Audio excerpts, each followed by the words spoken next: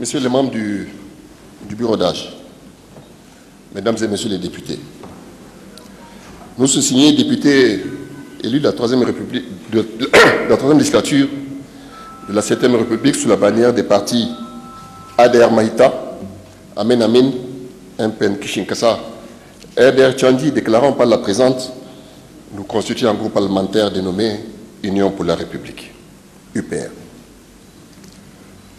Comme cela a été remarqué, nous avons pris la décision de boycotter l'ouverture de la rentrée parlementaire pour dénoncer encore une fois l'instrumentalisation des institutions démocratiques qui, peu ou prou, se sont transformées en simples comités de soutien aux politiques, de l'échec, de la faillite qui ont mis en péril l'avenir du pays. Les opportunités et tous les horizons de changement vers l'ascension du Niger, véritablement démocratique et prospère.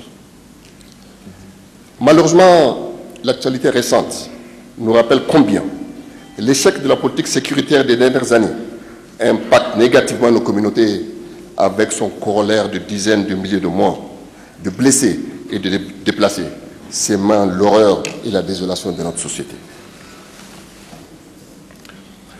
En quelques jours, près de 230 de nos compatriotes ont trouvé la mort du fait simplement de l'incompétence de ce gouvernement, cornaqué par une kyrielle de potentats et de trafiquants qui ne brille que par l'astre noir de la corruption de ses élites.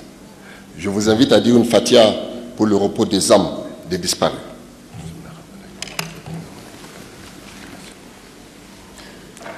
Amen. Mesdames et Messieurs les députés, l'actualité concerne également la proclamation des résultats définitifs de l'élection présidentielle du 21 février dernier par la Cour constitutionnelle.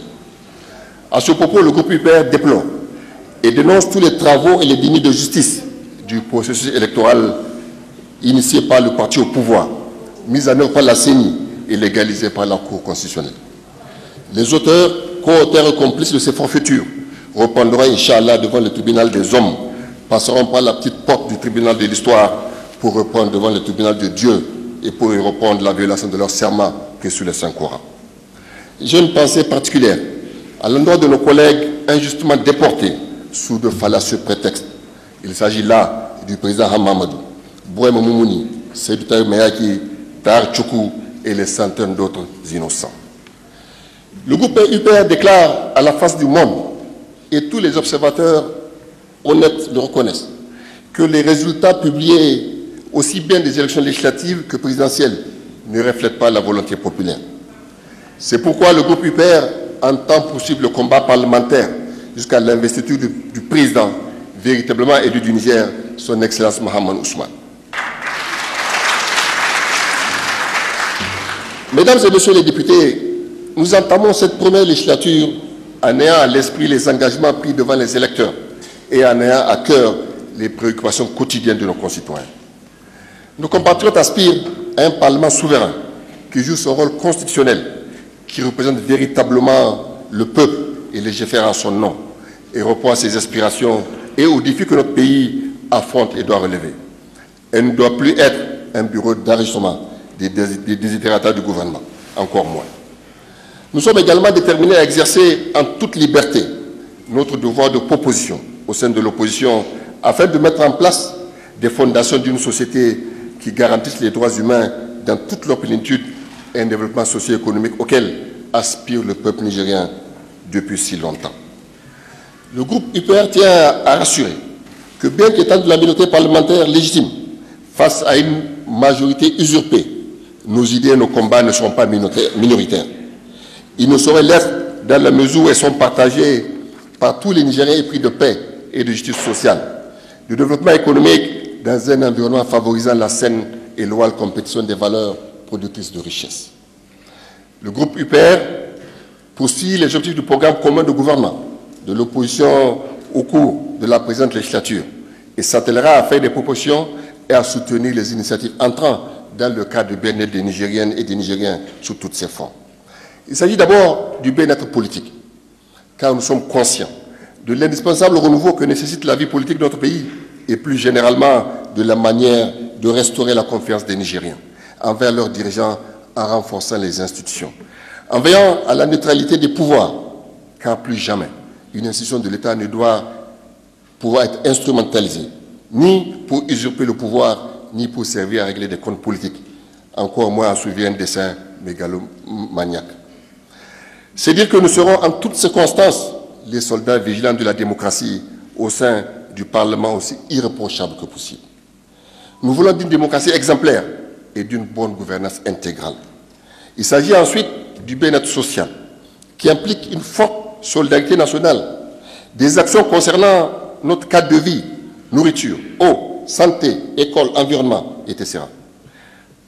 Des initiatives en faveur de la jeunesse, des femmes, des initiatives essentielles de solidarité en faveur des couches les plus vulnérables. Il s'agit enfin du bien-être économique de nos concitoyens à travers la redynamisation de l'économie et la création d'emplois pour le plus grand nombre. Dans le monde globalisé du XXIe siècle, notre conviction est que seule une économie de marché performante, basée sur la libre entreprise, le travail et l'innovation, permettra à notre pays de développer. Permettra à notre pays de développer l'emploi et de créer les richesses nécessaires à la croissance indispensable au redécollage économique de notre pays, freiné par un manque de vision. Mais toutes ces initiatives seraient vaines sans la paix entre les Nigériens. Chacun de nous doit par conséquent s'imposer une discipline pour éradiquer les excès de toutes sortes auxquels incite une liberté démocratique mal assimilée. Il s'agit de mettre en toutes circonstances le Niger, devant tout et au-dessus des ambitions personnelles des uns comme des autres. C'est dire que nous œuvrons inlassablement pour la paix et la réconciliation entre Nigériens.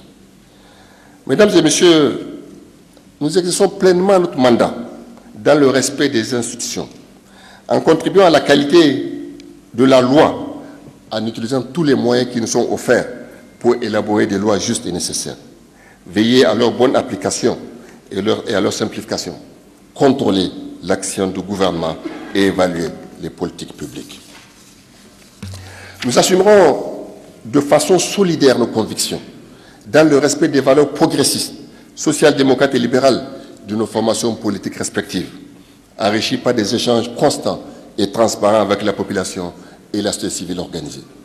Voilà brièvement résumé dans le cadre dans lequel s'inscrira l'action du groupe parlementaire Union pour la République au sein de l'opposition parlementaire. Je vous remercie.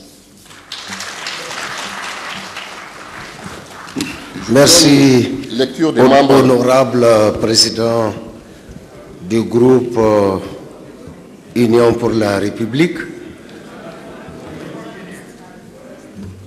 Ah, la composition du groupe n'est pas donnée. Ont signé Idiango Ousmane, Omar Hamidou Tchana, Haji Adam Ibro Guero, Ibrahim Yakouba, Aliou Namata, Madame Noma Kaka, Kabiru Ibrahim, Hamza Abdou, Assoumane Karoua, Fatouma Samba Abdoulaye, Halidou Hamma, Professeur Sanoussi Samaïla, Dr Abdou Maman Bachir, Dr Nana Aïcha Lawali, Haja Sadi Oumarou, Moutag Ousmane, Ibrahim Lawali.